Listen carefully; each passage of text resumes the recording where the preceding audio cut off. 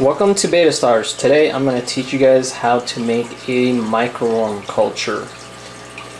These little guys here, as you can see in this container here, is going to be one of the most important food source for your beta fry.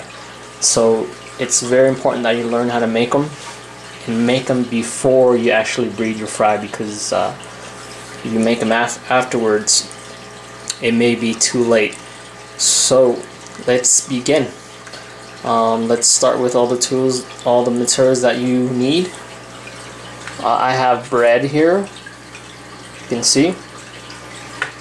Some people like to use oatmeal, other people like to use cereal.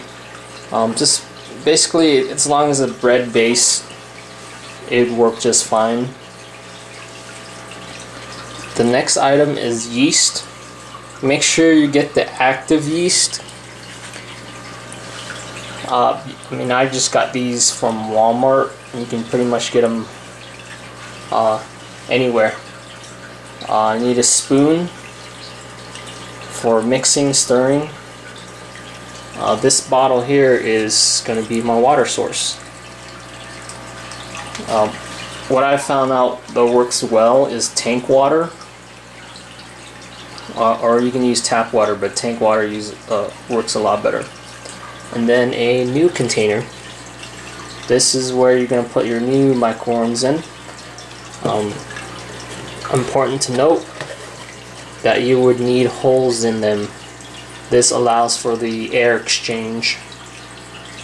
Okay, so clear plastic container with holes on top of them. And of course, existing microworm culture. So we're going to start a new one. Okay, so now that we have all the materials in place, I'll show you how to put them together. Alright, so now that we have all the materials, let's prepare the medium. In this case, we are using bread. What I normally do is I break them up into small pieces here and just drop them in.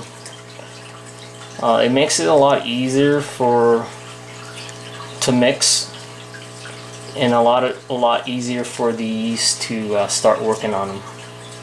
So just like that. Don't worry about tearing them into too small of a pieces, because the water will take care of the rest. So there's 2 pieces. And 3.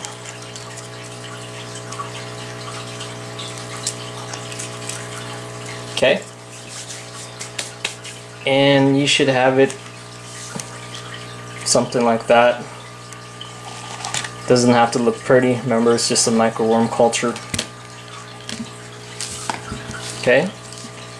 And the next step is adding water. I use this bottle. It's a lot easier.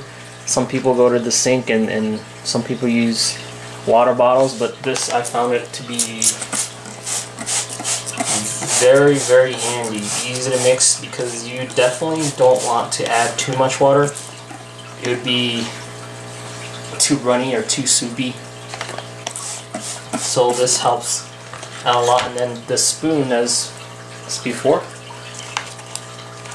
just kind of mush it up. And this, just kind of eye it. You know, if it needs a little bit more water, just spray some more, like that. Okay. Remember, the consistency, that you want is kind of like a mushy, not too dry but not too watery as well. So keep working on it until you get that mushy consistency that you'd want.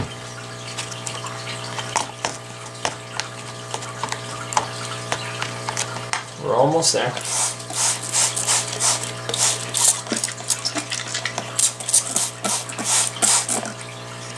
Remember, try to mush it up real good as well, because like I mentioned before, it makes it a lot easier for the yeast to start working on it.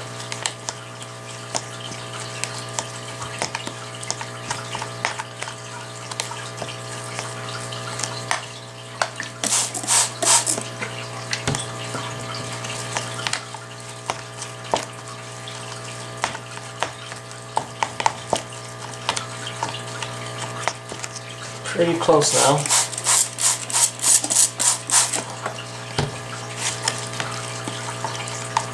Alright, I think we are just about done. I'll show you with the camera. Okay. See how all the pieces are broken up? It looks pretty mushy there. And you don't see, there's not too much water running on the side. And it's not dry either. So that's what you want to achieve. So after you're done with that step, the next step is the yeast that we talked about earlier. Remember, get the active yeast. Sprinkle it on like this.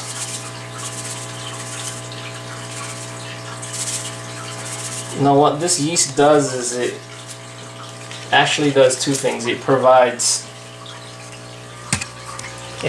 food for the microworms, and secondly, it prevents mold from growing. As you know, if mold starts growing in your culture, start a new one. But the yeast actually prevents the mold from growing. So now you have the yeast on top of that. The last step would be adding your Microworm Culture. Here, let me show you a second. Here's a good indication that your old culture is dying out or on decline. You see how watery it is and soupy that is?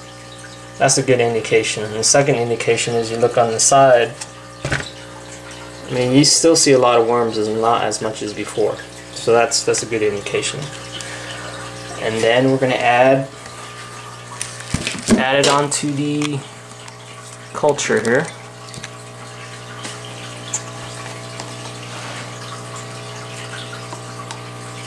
Just get a spoonful, spread it nicely on the top of your culture here.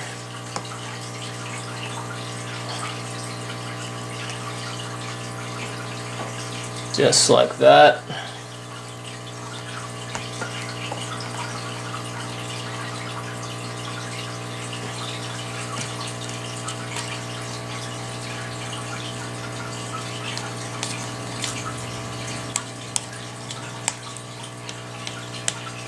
Okay.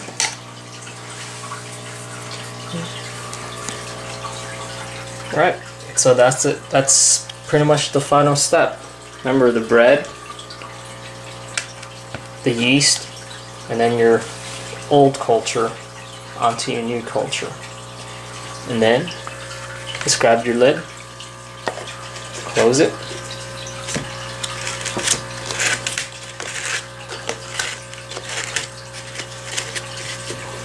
and you're done. It's that simple.